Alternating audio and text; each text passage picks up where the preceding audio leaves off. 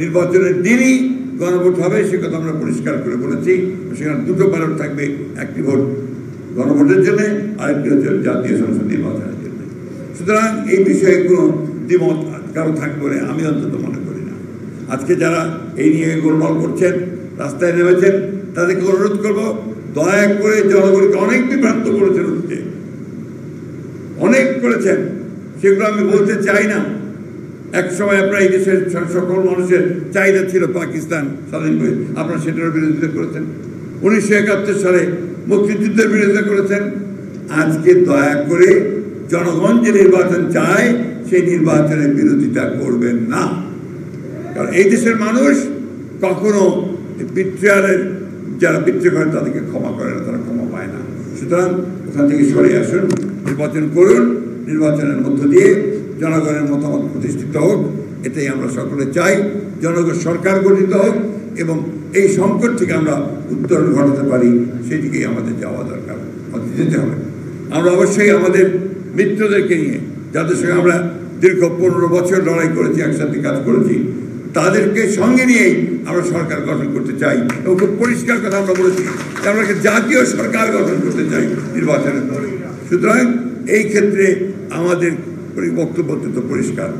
আসুন সবাই আমরা এই একসাথে এই নির্বাচনকে উপলক্ষ করে সামনের দিকে এগিয়ে যাই এবং নির্বাচনকে অত্যন্ত সুন্দর সুষ্ঠুভাবে করে একটা আমাদের জনগণের পার্লামেন্ট, জনগণের একটা সরকার গঠন করি, এটাই আমার বক্তব্য। আজকে যে সংকট তৈরি হয়েছে, এই সংকট সত্যিকার অর্থে তৈরি করেছে বর্তমান অন্তর্বর্তীকালীন সরকার এবং তাদের যে তারা যে কমিটিটা তৈরি করেছিলেন, অর্থাৎ রিফর্মস কমিশন, এই কমিশন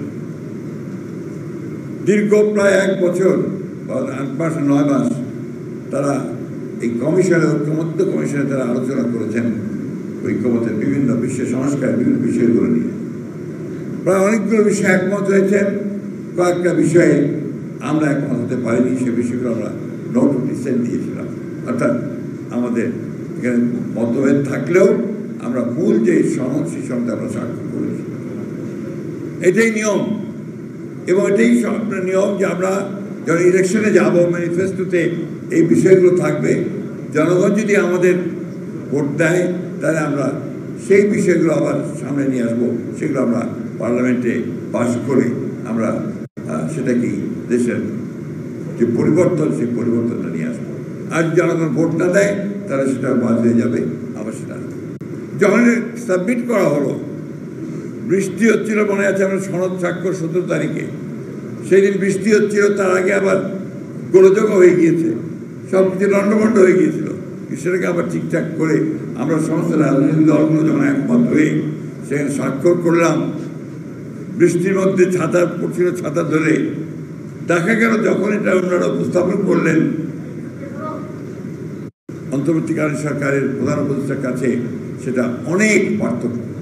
বিশেষ করে আমরা যে নোট অফ ডিসেন্টগুলো দিয়েছিলাম, সেগুলো উল্লেখ করা হয়। সেই জন্য আমরা বলেছি যে it's a breach of trust, এটা হচ্ছে একটা আস্থা যে আমরা রেখেছিলাম, সেই আস্থাটা বিশ্বাসযোগ্যতা তারা এখানে বিশ্বাসঘাতকতা করেছেন, জনগণের সঙ্গে প্রতারণা করেছেন, যেটা আমরা তাদের কাছ থেকে আশা করি। আজকে প্রশ্ন উঠেছে, যেটা আমরা বলেছেন বিভিন্নভাবে, আমরা একটা কথা খুব পরিষ্কার করে বলতে চাই, বিএনপি সংস্কারের দল। বিএনপির জন্ম হয়েছে সংস্কারের মধ্য দিয়ে। বিএনপি 79-এ বিএনপি তৈরি হয়েছিল, শহীদ প্রেসিডেন্ট জিয়াউর রহমান তখন এই বিএনপি প্রতিষ্ঠা করেছিলেন। একদলীয় শাসন ব্যবস্থা থেকে বহুদলীয় গণতন্ত্রে বিএনপি সেটাকে নিয়ে এসেছিল, অর্থাৎ শহীদ জিয়াউর রহমান নিয়ে এসেছিলেন। সমস্ত পত্র পত্রিকাগুলো বন্ধ ছিল, সেগুলো সমস্ত খুলে দেওয়া হয়েছিল। মানুষের যে মৌলিক যে অধিকার, সেই অধিকারগুলোকে প্রতিষ্ঠিত করা হয়েছিল এবং সেটা করেছিলেন শহীদ প্রেসিডেন্ট জিয়াউর রহমান। আজকে একদিকে রাজনৈতিক সংস্কার, অন্যদিকে অর্থনৈতিক সংস্কার, পুরোটাই তখন শহীদ প্রেসিডেন্ট জিয়াউর রহমান করেছেন। পরবর্তীকালে দেশনেত্রী Begum Khaleda Zia presidential form of government থেকে পার্লামেন্টারি ফর্ম অফ গভর্নমেন্টে ফিরে গেছেন।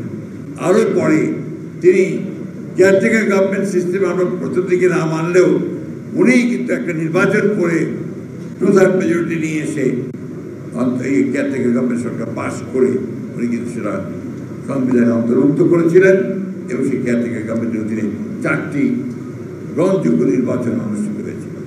সুতরাং বিএনপি সংস্কার চায় না এই কথা যারা বলে তারা পুরোপুরি জাতির সামনে জাতিকে বিভ্রান্ত করবার জন্য বলে। বিএনপি অবশ্যই সংস্কার চায়। 2016 সালে বিএনপি ভিশন 2030 দিয়েছে সংস্কারের জন্য। বিএনপি সমস্ত রাজনৈতিক দলগুলোর সঙ্গে কথা বলে আগে 10 দফা ছিল, 27 দফা, তারপর 31 দফা দিয়েছে আপনার এই সংস্কারের জন্য। সুতরাং এই কথা বলে মানুষকে বিভ্রান্ত করতে চায় যে বিএনপি সংস্কার চায় না। আমরা সংস্কার চাই, সংস্কার করেছি। আমরা প্রত্যেকটা সভায় যেগুলো আপনার আলোচনা হয়েছে সেই সভাগুলোতে থেকেছি এবং শেষ পর্যন্ত সমাবেশ রক্ষা করেছি। তো আমরা কোনো বিক্রি করিনি, আমরা কোনো বিভ্রান্ত করিনি। বিভ্রান্ত এবং বিট্রিয়াল যে আসে এই ঐক্যমত্য কমিশনে যারা দায়িত্বে আছেন তাদের কাছ থেকে এসেছে। সুতরাং এ ব্যাপারে আমাদের বক্তব্য খুব পরিষ্কার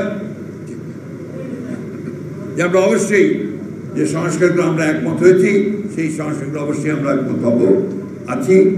আমরা ভবিষ্যতের দিনেও সেগুলি আমরা ইমপ্লিমেন্ট করবো যদি আমরা ক্ষমতায় আসি।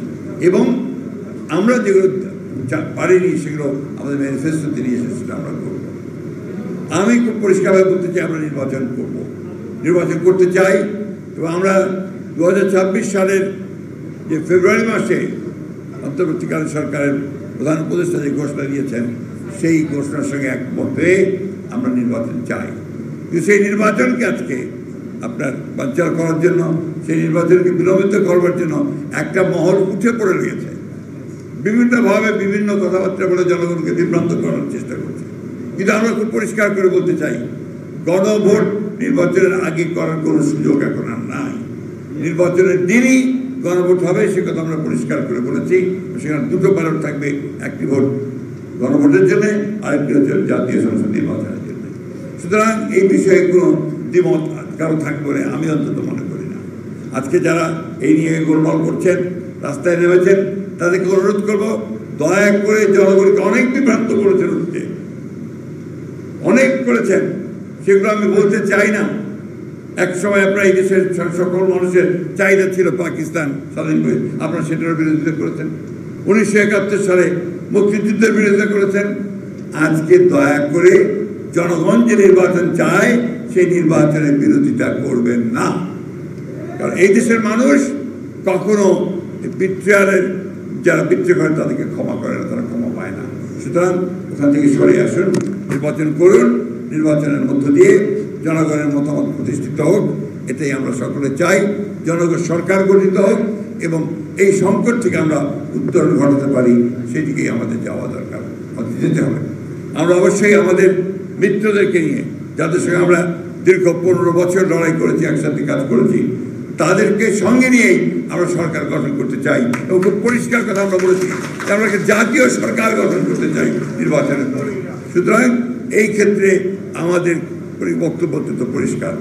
আসুন সবাই আমরা এই একসাথে এই নির্বাচনকে উপলক্ষ করে সামনের দিকে এগিয়ে যাই এবং নির্বাচনকে অত্যন্ত সুন্দর সুষ্ঠুভাবে করে একটা আমাদের জনগণের পার্লামেন্ট, জনগণের একটা সরকার গঠন করি, এটাই আমার বক্তব্য। এবং আবারও সব শেষে আমি রব ভাই আশুর মুক্তি কামনা করছি এবং তাকে আমরা আবার আমাদের মাঝে ফিরে পেতে চাই। আল্লাহ তাআলার কাছে সেই প্রার্থনা।